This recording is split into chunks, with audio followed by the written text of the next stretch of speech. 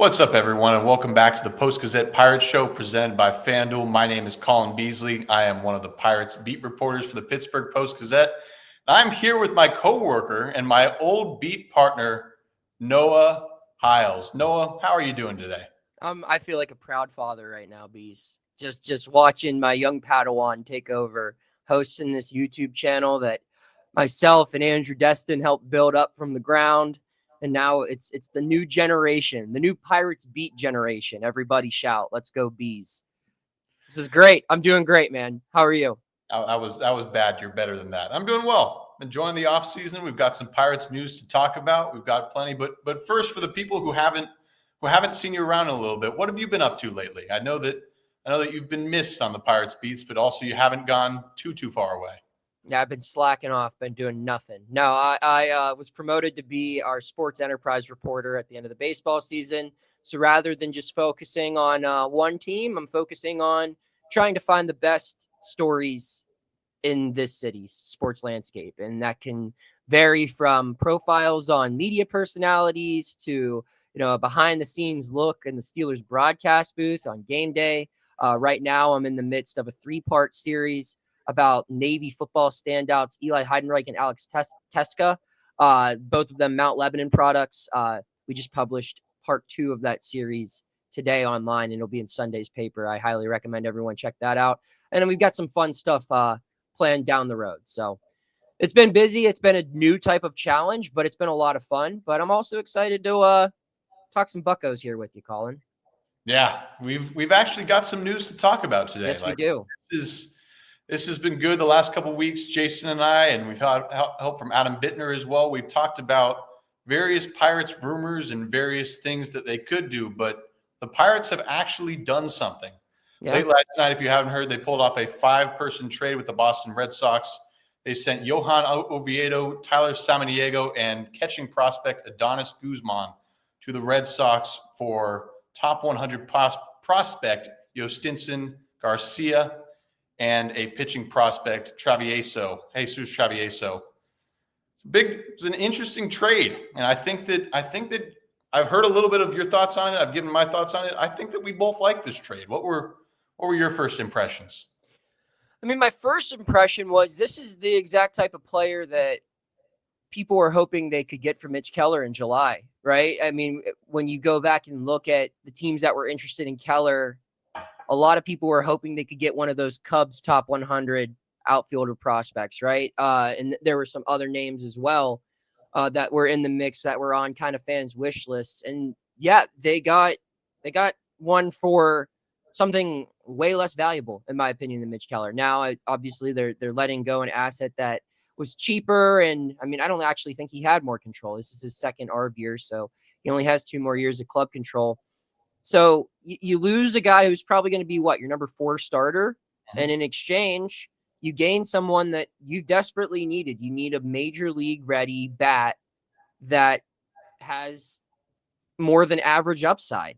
And that's what this is. Now, this isn't the fix. This isn't a player that you're like, okay, I feel a lot better about the Pirates' 2026 chances to contend because they just acquired Jhostynxon Garcia. No, but this is a smart move. This makes them better. Not a ton better, but this is the type of move they should have made. It shouldn't be their headliner move, but this is a very good start, in my opinion. He's far from a finished product, but there's a lot to like about what they brought in through this Garcia. Yeah, I agree with you. You're right. It's not necessarily a move that changes that immediately turns them into a contender or anything. In fact, our friends at FanDuel, they're still plus 10,000 to win the National League. The Pittsburgh Pirates are. So those moves haven't changed. There's nothing those odds haven't changed. It doesn't change too much, but I do feel better if if Garcia ends up being your opening day left fielder, that's an upgrade. It's not necessarily the end all. Pirates are done with the outfield. They've fixed all their problems, but it is an upgrade in the outfield. And he is someone that probably could have been the opening day starting left fielder this year, let alone in 2026. The Pirates haven't had a prospect like that. They don't have someone with the upside of Garcia. Yeah, I mean, this is the highest rated prospect Charrington's acquired. And this is year 7 as a general manager. And that's been the gripe in all of his trade returns. They haven't got top 100 rated guys, or this and that. Like, this is the type of player Pittsburgh fans have been waiting to see come back in any trade. I think this is a better trade return than what they got for David Bednar. I think this is a better trade return than what they got for Brian Hayes, for what they got for Starling Marte all those years ago, Josh Bell, Jameson Taillon. You could keep going down. Now, some of those guys ended up turning into top 100 prospects, right? So like the Andy Rodriguez's, the Rowanzi Contreras', they turned into guys who made those top 100 lists. But this is a guy who's already on it. He's number 3 in the Red Sox farm system, or was number 3, and that's one of the best farm systems in baseball. And he's big league ready. He's already played in the major leagues. He's going to be 23 next week. You added a piece to the future here. And that's kind of, again, they've been trying to make these types of moves before, and it comes with just names that are a little less familiar, a little less whelming, a little underwhelming, you could say. But this one, I don't know. Like, I think I think this is the best you could possibly get for Johan Oviedo. I think he's probably a platoon guy to start. I think you can sign a left-handed equivalent of a Tommy Pham now and pair him with this young rookie, and you have a solid left field platoon. And then you could also platoon in right if you want to DH Reynolds sometimes. So you have a lot of options here. This kid can also play center field too. So this is a move that I think makes them better in 26 and 27. For sure, yeah. And Garcia is someone who, if all goes well, if he is in fact a key part of the team in 2026, which I fully expect him to be, he'd be under team control until 2031. Yeah. So he's someone who, if he hits, he could impact the Pirates for a while. I'll give a little bit more of his scouting report. I've got his stats pulled up here. The Red Sox mainly used him in center field. He's listed at 6 foot 163. I think he's probably put on some weight since they last updated that. He made his major league debut in 2025 and appeared in 5 games. He went 1 for 7, didn't necessarily do too much, but in the minor leagues, he was very, very solid. Between AA and AAA in the Red Sox system, batted .267, had an .810 OPS, 21 homers, 75 RBIs. A little bit, the one concern about him is he does swing and miss a lot. He has some strikeout concerns, but he's also 22. That's something that he can develop a little bit. He'll need to cut back on the swing and miss a little bit, but he also has some real upside with his power. He's something that the Pirates frankly need with that pop in the outfield. He's also a right-handed hitter, right-handed thrower, and I agree, probably a platoon guy to start, but someone still worth being excited about. I mean, the way I look at this now, Colin, next year the Pirates are going to have 4 marquee rookies contribute to their team: Connor Griffin, Bubba Chandler, Hunter Barco, and Jhostynxon Garcia. You have it written down next to you? Yes, I do. Those are 4 of the top 85 prospects in Major League Baseball for MLB Pipeline. So they have a pretty significant wave of young talent, and they're pairing that with obviously Skeens. And now you just got to sign veterans. Like, I don't think you need to worry about adding any more youth. I think this was important to add another youthful bat because, again, you have now 2 top 100 pitchers that are going to be competing for a spot in the rotation with Chandler and Barco. And now you have Griffin and Garcia, who are both going to come in and compete for a spot in the everyday lineup. So you have youth added in. Now it's time to add some more veteran presence to your roster. Yeah, definitely more to do. Noah, how would you rank those 4 in terms of how you think they'll impact the 2026 Pirates? MLB Pipeline has Griffin ranked as the number 1 prospect in baseball, Chandler at 14, Hunter Barco at 78, and Garcia at 85. Garcia added into the rankings now is the 6th prospect in the Pirates system, which is pretty impressive considering he was number 3 in Boston's system. Edward Florentino and Seth Hernandez are the other 2 top 100. But as far as ranking importance, Griffin and Chandler are still going to be 1 and 2. For sure. Griffin is a guy that, he's the most important prospect on anyone's team, right? Because he's the number 1 prospect in baseball. And Bubba Chandler, regardless if Keller stays or goes, and I'm sure we're going to talk about that soon on this show, they need Bubba Chandler to emerge as a true number 2. That's what they need from him this year. And I think that he has the potential to do that. And then I'd probably put Garcia at 3, just because I think that, I mean, while Barco, I think, has a chance to really carve himself out an opportunity on this team, just because there aren't a lot of left-handers. He's one of the only ones that, as of right now, look to have a chance to make this opening day rotation. I mean, Garcia, there's more of a demand for what he can do best, and that's hit for power. If he can come in and hit 15 to 20 home runs his rookie year as a platoon guy, start 100 games, 120 games, like that is so much more valuable than even if Barco comes up and performs similar to what we got or what they saw from Braxton Ashcraft or Mike Burrows or Bubba Chandler. Like, they have other guys like that. They don't have really anyone else that can do what Garcia is capable of doing. So I'd put him at number 3 in the pecking order. But I think all 4 of those guys should have a chance if they have good seasons. Like, those are 4 guys who will show up on FanDuel's Rookie of the Year odds next year. Those are 4 Rookie of the Year candidates to watch. I mean, I think Griffin might have like a minus value in front of him, and Bubba Chandler too. But I mean, again, Garcia and Barco are also going to get a lot of opportunities to play next year, I think. I completely agree. It's almost like you've taught me everything I know. Yeah. It's as if it's there. Yeah, but I agree. I think that Chandler and Griffin should still be 1 and 2. I think that Garcia is definitely going to be more impactful than Barco, just because I don't know how much major league time Hunter Barco will end up having. I don't know if he'll break the team out of spring training. That's obviously something we can talk about later on, but I think Garcia, there's more of an opportunity for him to go forward. Oh, totally. Yeah. I do want to talk a little bit more about what you mentioned with Mitch Keller and kind of bring us into the winter meetings. Next week is the busiest week of baseball's offseason, and this is usually when you have a move like what we had yesterday. So the Pirates have already done some of their winter meetings movement by making this trade.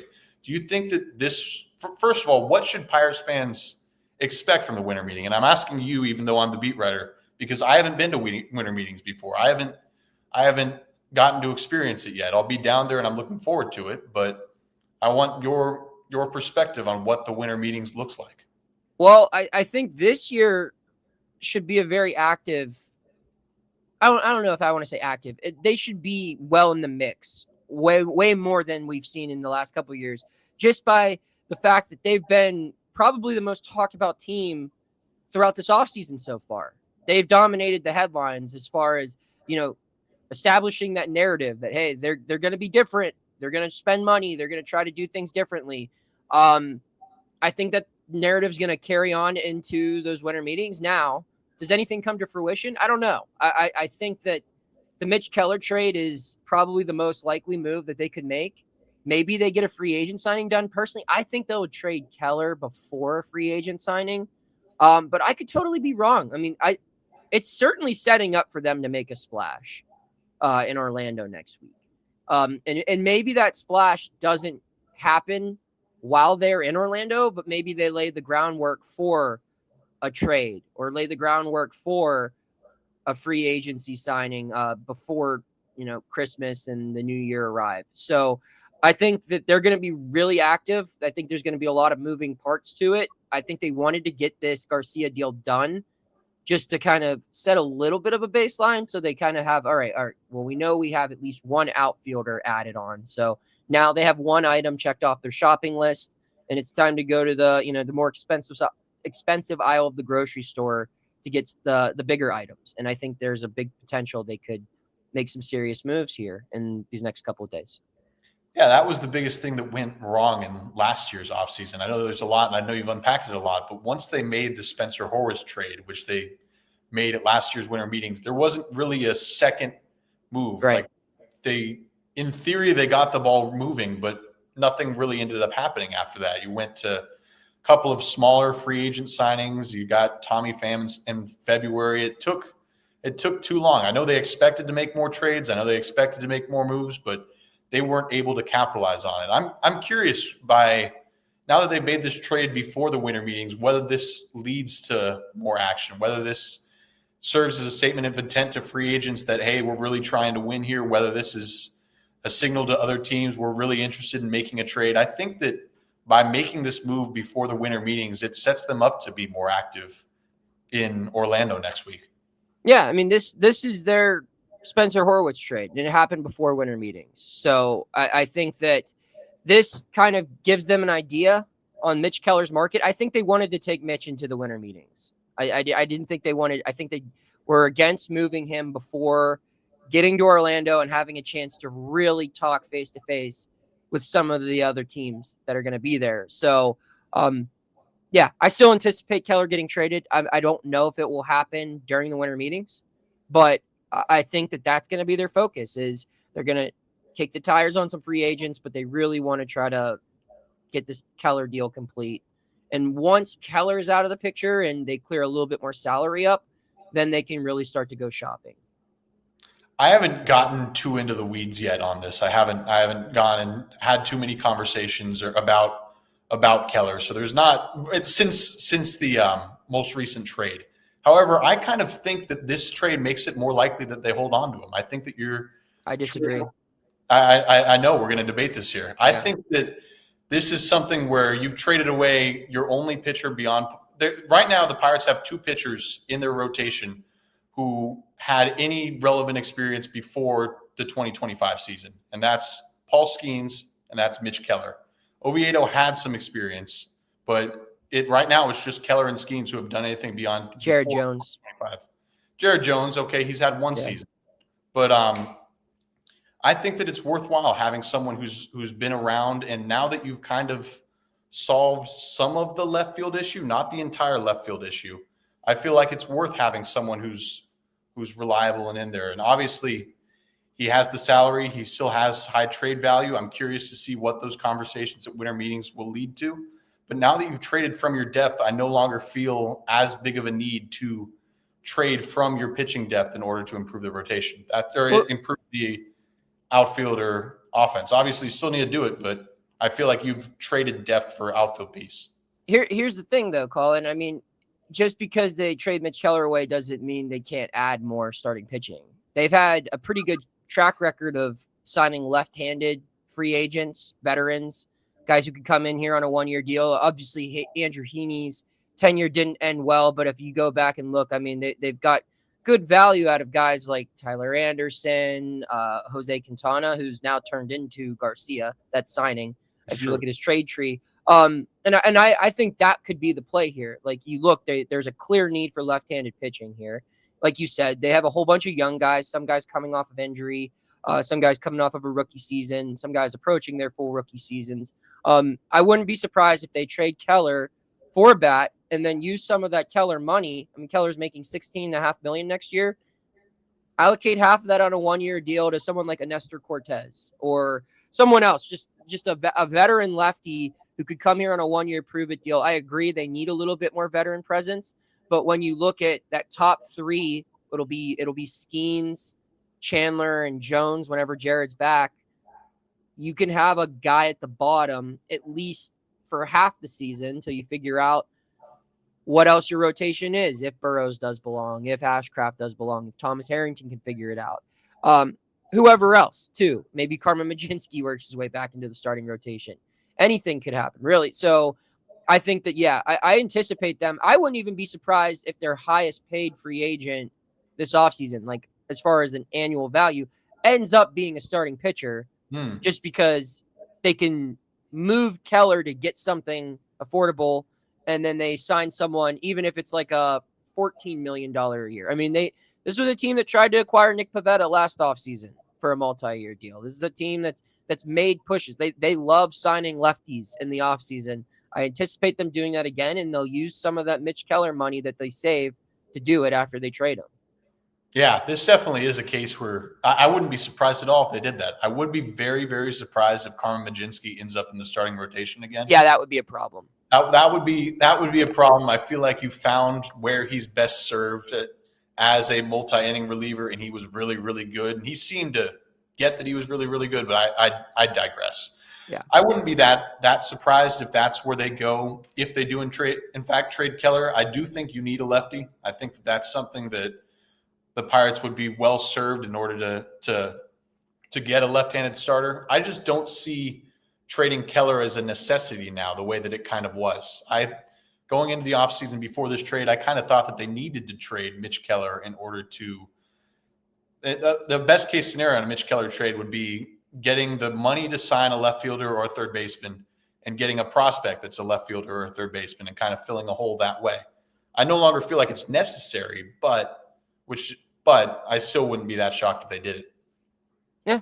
I mean, they have a whole bunch of different routes they could go. I mean, they could keep Keller. I just think if your payroll, I mean, even if they say their payroll is going to go up to 100, 110, whatever the reports have been, you still have more room to operate if Keller's not on this roster. So by moving him, and Keller's a 2-win pitcher, you can find a 2-win pitcher for less than $16.5 million, probably. So I think that's probably the move. And then you allocate, you're just when your payroll is going to be that small, I don't think it's fiscally responsible to pay your number 2 or number 3 starter more than anyone else on the roster. So that's where I think the logic comes into play and they make a move. Yeah, that was part of the reason David Bednar got dealt. Yeah. You don't want to pay a 8-figure salary to your closer when you've only got 90 to 100 to spend. So, yep. What other things do you have your eye on in terms of winter meetings? What else are you expecting out of the Pirates out of this? I think I'm most excited to see how what they're doing has been perceived nationally. I'm looking forward to talking to other teams' reporters, other teams' executives, and hearing how they view the Pirates offseason so far. I'm interested to see their connection to the 2 Japanese corner infielders. That's going to be a spectacle. I remember last year, Roki Sasaki's agency put on a big show, and there was probably 100 reporters surrounding him. And I knew at that point last year, I was like, well, we do not need to cover this because the Pirates are not going to be in on this guy. But you better work your way up into that scrum, Bees, because I think that's going to be, when I look at it, they're going to have to overpay if they want to get, an O'Hearn, a Jorge Polanco, whoever else. I think it makes most sense to overpay on these guys because it is a gamble, and they're going to have to take gambles. It's either you're going to have to overpay tens of millions of dollars to get a Kyle Schwarber here, if not more than that, or you could pay maybe a little bit less of an overpay to get someone who's less proven. And so I think that's something that I'm going to be monitoring. I just from afar, I think the Pirates could continue to make a push for those guys, especially over the winter meetings, because I don't believe either one of them is officially posted yet. And I could be totally wrong. I think they're posted, but they're not expected to do anything until closer to January 15th, which I think is the day. But you will see there will be a day there where this gets a ton of traction, and I expect the Pirates to be one of the teams connected to them. Yeah, I'm intrigued by that too. The Pirates are in the business of making gambles. They have to make gambles considering their status as a small market team. I saw some people who were upset about yesterday's trade because Garcia is a gamble, because he's a prospect. But that's something you have to do. You have to trade away some guys that maybe you know what they're going to be in order to find guys who will be around for the longer term. Just to kind of bring this back to Garcia a little bit. Yep. I don't know. It'll be interesting. I'm excited to see a lot of things at this winter meetings. I'm excited for my first winter meetings experience. I'm excited to go down there with Jason Mackey and see everything that's going to happen in Orlando. It should be fun. Post-Gazette will have you covered for every step of the way. We'll be on this YouTube channel a lot. We'll be writing a lot at post-gazette.com. You can check out all of my work there. You can check out all of Noah's work there, including his must-read features on the Navy football players. Highly, highly recommend it. Noah, any final words to add before I send us off? Enjoy the winter meetings, Bees. Tell everyone I said hello. I will. Thank you guys for watching. Don't forget to like and subscribe. We will talk to you guys next week.